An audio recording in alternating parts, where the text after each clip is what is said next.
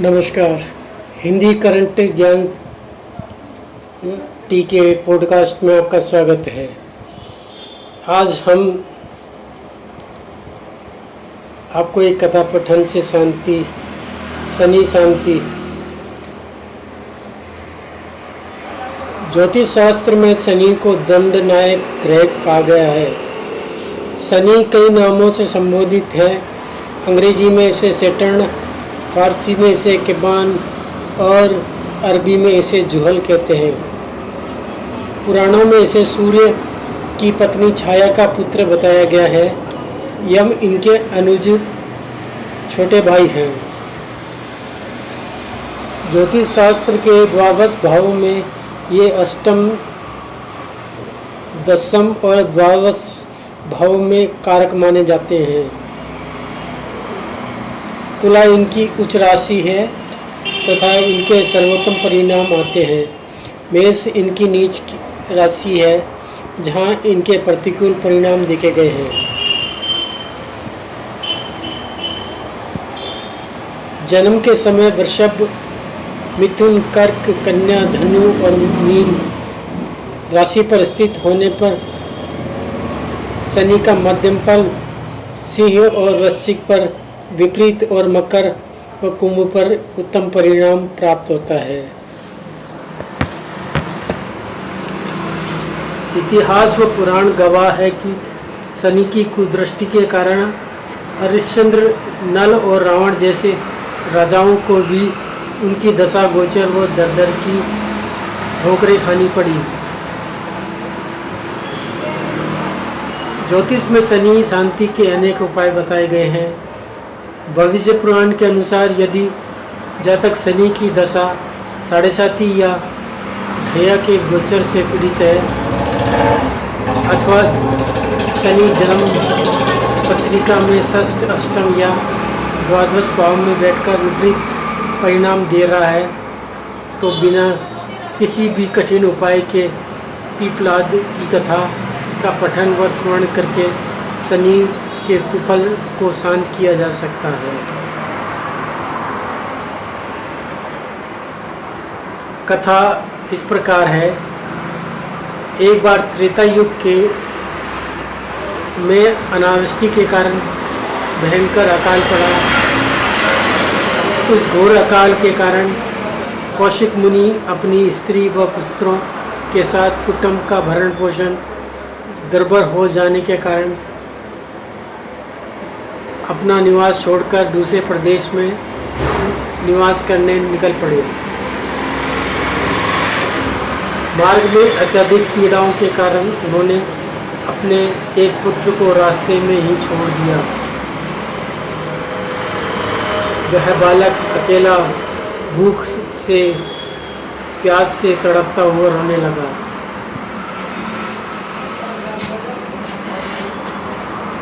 उसे अकस्मात वहाँ एक पीपल का वृक्ष दिखाई पड़ा। उसके समीप ही एक बावड़ी भी थी। बालक ने पीपल के फलों को खाकर ठंडा जल पी लिया और अपने को स्वस्थ पाकर वह कठिन तपस्या करने लगा। अचानक वहाँ एक दिन देवर्षि नारद पधारे। उन्हें देखकर बालक ने प्रणाम किया। दयालु नारद जी उसकी अवस्था, विनयशीलता और नम्रता देखकर बहुत ही प्रसन्न हुए। वह बालक के समस्त संस्कार कर पदक्रम रहित सहित वेद का अध्ययन कराया तथा साथ ही वैष्णव मंत्र ओम नमो भगवते वासुदेव का उपदेश दिया। अब जब बालक प्रतिदिन भगवान विष्णु का ध्यान और मंत्र का जाप करने लगा, नारद जी भी वहीं रहे। थोड़े समय में बालक तब से संतुष्ट होकर भगवान विष्णु गरुड़ पर सवार होकर वहां पहुंचे। देवर्षि नारद के वचन से बालक ने उन्हें पहचान लिया।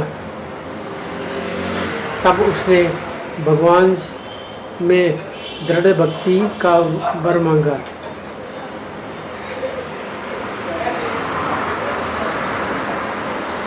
भगवान ने प्रसन्न होकर बालक को ज्ञान और योग का उपदेश प्रदान किया और अपने में भक्ति का आशीर्वाद देकर वे अंतर्ध्यान हो गए। भगवान के उपदेश से वह बालक महाज्ञानी महर्षि हो गया।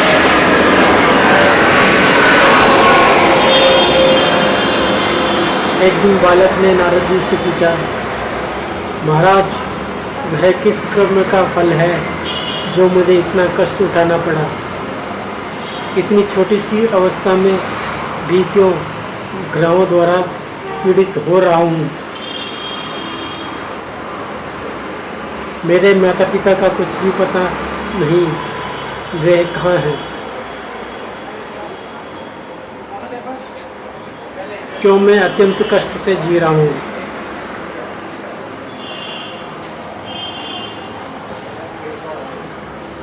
सौभाग्यवश आपने दया करके मेरा संस्कार किया और मुझे ब्राह्मण प्रदान किया। इन सब प्रश्नों को सुनकर नारद ने ये वचन बोले, बालक, शनिचर ग्रह ने तुम्हें बहुत पीड़ा पहुंचाई है। आज संपूर्ण देश इसके मंद गति से चलने के कारण पीड़ित है। वह देखो, अभिनवानी शनिचर ग्रह आकाश में प्रज्वलित दिखाई पड़ रहा है। यह सुनकर बालक क्रोध से अग्नि समान उद्दीप्त हो उठा। उसने उग्र दृष्टि से देखकर शनिचर को आकाश से भूमि पर गिरा दिया।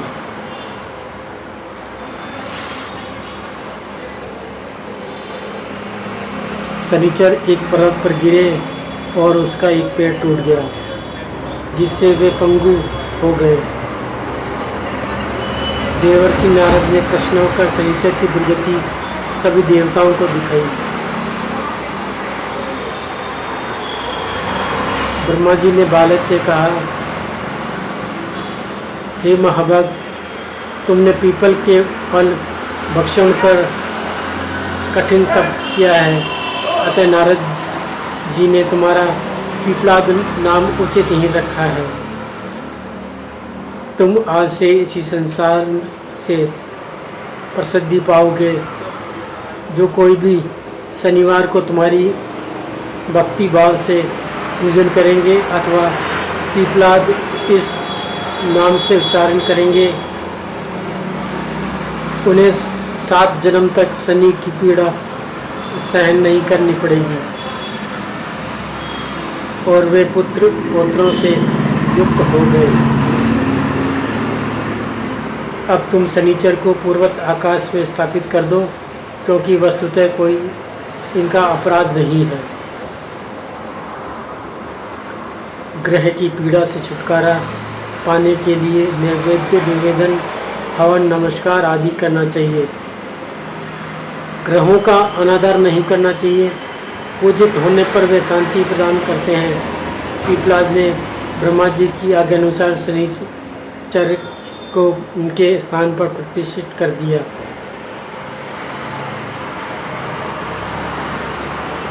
जो व्यक्ति इस शनि व्याख्यान को भक्ति पर सुनता व पढ़ता है तथा विधिपूर्वक शनि की लोहे की प्रतिमा बनाकर तेल से भरे कलश में रखकर ब्राह्मण को श्रद्धापूर्वक दक्षिणा दान देता है, उसको कभी भी शनि की पीड़ा नहीं होती। थैंक यू, धन्यवाद।